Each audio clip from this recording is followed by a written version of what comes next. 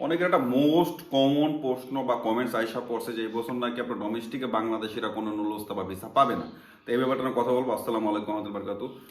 তো আপনার কথা শুরুতে আপনার যে ব্যাপারটা আসছে যে অনেকে জিজ্ঞেস করছেন ভাই আপনার কি পরিমাণ কোঠা ছিল বা কিরকম ফাইল জমা পড়ছে। সত্যি কথা বলতে কি আপনার ডোমেস্টিকে আপনার এবছর আপনার প্রি ফাইল হয়েছে আপনার 44,000 সামথিং। তো অনেকেই ভাবতেছেন যে 44 সামথিং এটা কীভাবে, এগুলো আপনার 9,500 আপনার ডোমেস্টিক আর এক্সট্রা যে 10,000 এটা সব কিছু মিলে আপনার 19,000 বা 20,000 কাছাকাছি।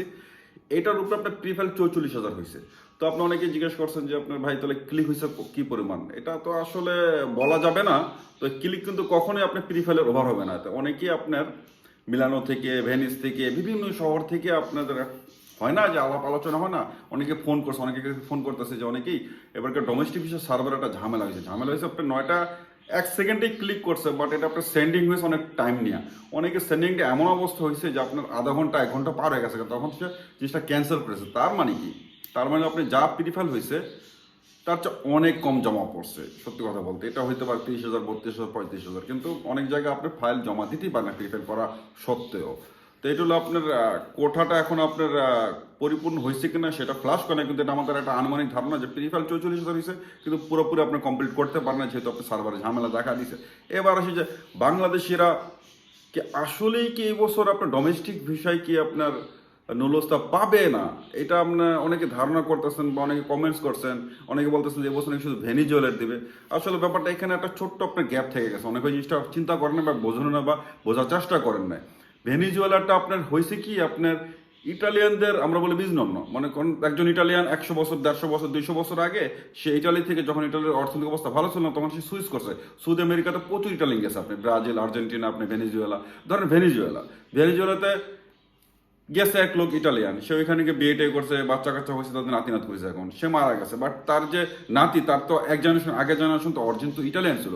তো সেই ক্ষেত্রে তাদের যদি আপনার ব্লাড রিলেটেড নানা দাদা যারা আসলো ওইখানে ইটালিয়ান ভেনিজুয়েলাতে, তাদের নাতি নাত করে বা ছেলেমেয়েরা চাইলে ইটালিতে আপনার লিগালভাবে থাকতে হবে স্টে পারমিট নিয়ে। এই দেখতে তো ফুলসির এই 7 থেকে ডোমেস্টিক ভিসা আবেদন করা করে আর কি। এইটাই একটা অ্যাড হচ্ছে, কিন্তু এটার একটা নির্দিষ্ট কোঠা আছে, সেটা হয়তো একদিন বিস্তারিত বলবো না যে কি পরিমাণ কোঠা ছিল। তাদেরটা সবাই কিন্তু আপনি ডোমেস্টিক ভিসার 7 তারিখেরটা ছিল। ব্যাপারটা এরকম না যে আপনার এই বছর ইটালিতে আপনার ডোমেস্টিকের আপনার ভিসার ন্যূল্যবস্থা বাংলাদেশের পাবেন, ব্যাপারটা এরকম না। হ্যাঁ, এটা বলতে পারেন যে অনেকে শঙ্কা করছেন যে আপনি ভেনিজুয়েলাটা না, ভেনিজুয়েলাটা ক্লিয়ারই করলাম। এবার আসেন যে অনেকে আশঙ্কা, হ্যাঁ আশঙ্কাটা একবার যে মিথ্যা ছিল তা না, ব্যাপারটা এরকম। ব্যাপারটা কিরকম আমি আপনার বলি।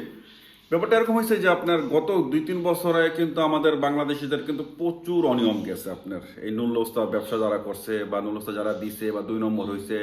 অনেকের হ্যাঙ্গিং আছে, পেন্ডিং আছে, অনেকে টাকা নিয়ে কাজ করে না, বা অনেকে ফেক আপনার রিসিপ্ট কপি আপনার ধরাই দিছে। তো এই সব কারণে আমরা কিন্তু বাংলাদেশের একটা মোটামুটি একটা খারাপ চোখে ইটালিয়ানদের কাছে চলে আসছে, গভর্নমেন্টের কাছে এই ব্যাপারগুলোতে, আপনার নুলস্তরের ব্যাপারগুলোতে। এই জন্য এবছর আপনি কি করছে, অনেকটা ব্ল্যাক লিস্টে রাখার মতো সাসপেনশনে করছিল, মানে নিষেধাজ্ঞা জারি করছিল। কিন্তু নিষেধাজ্ঞা এরকম না যে কার্যকরী করছে তা না, আমরা কিন্তু প্রিফাইল করতে পারছি। যদি বাংলাদেশিরা যদি জমা দিতে না পারতো তাহলে প্রিফাইলও করতে পারতো না। সত্যি কথা যেটা, যদি প্রিফাইল করছে তাহলে জমা দিতে পারবে। এটা হইতে পারে যে বাংলাদেশিদের অবজারভেশনটা বেশি হবে, আমরা আন্ডার আপনার কন্ট্রোলে আছি, যে আমাদের বিন্দুমাত্র অনিয়ম দেখতে এখানে ছাড় দিবেন হয়তো বা। যে 100% যে নুলস্তাগুলো জমার জন্য প্রতিটা জিনিস রিকোয়ারমেন্ট চাইছে পুরোপুরিভাবে ডিক্লেয়ার করতে পারছে, তাদের হয়তো আসবে। কিন্তু কিছু গ্যাপ থাকলে ওটা সাইড করে রেখে দেবে, কিছু গ্যাপ থাকলে ওটা সাইড করে রেখে দেবে। কারণ কি, আমাদের কোনো না কোনোভাবে এই জিনিসটা থেকে আমাদের কিছুটা হলেও বঞ্চিত আমরা হবো। সত্যি কথা যেটা, কারণ আমরা একটা লিস্টে আইসা পড়ছে, ব্ল্যাক লিস্টে না আসলে মোটামুটি ওই কাছাকাছি চলে আসলে আমাদের আন্ডার কন্ট্রোল অবজারভেশনে রাখছে, আমাদের বেশি নিষেধাজ্ঞা দিচ্ছে, সব কিছু করছে। এই জন্য হয়তো বা আমরা আগে যেরকম একটু মানুষ ছাড় দিয়েছে, কিন্তু এই ছাড়টা হয়তো বা বাংলাদেশে আমরা পাবো না। এই নুলস্তার জমা দেওয়ার ক্ষেত্রে আমাদের accurate A to Z update থাকতে হবে, দেন আমরা আমাদের ভাগ্য ভালো থাকে আল্লাহর রহমতে, যাদের আপনার সেন্ডিংটা টাইম মতন হয়েছে বা কোটা শহর ভিত্তিক যেই ব্যাপারগুলো আছে সেইগুলোতে হয়তো বা আপনার কাউন্ট করার পর নুলস্তা পাবে। তার মানে এটা না যে বাংলাদেশের নুলস্তা পাবে না। বাংলাদেশের অবজারভেশনে আছে, ভেনিজুয়েলা যে কোটা ছিল সেটা সেই নির্দিষ্ট কোটা ভিতরে 7 তারিখে আপনার ডোমেস্টিক ভিসা তারাও আবেদন করছে।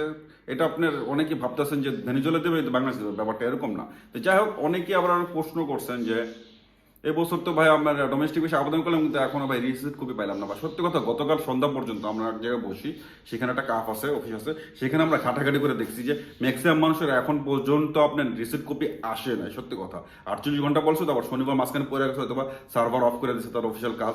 এই কারণে হয়তো সোমবার থেকে আমরা আশা করতেছি যে এই নুলস্তার যেগুলো জমা হয়েছে আপনার আপনার আবেদন হয়েছে আপনি ক্লিক টাইমে, সেইটা আপনার রিসিট কপি আমরা পাবো আস্তে আস্তে। তো আজকে এইখান থেকে ভালো থাকবেন, আল্লাহ হাফেজ, চাও চাও।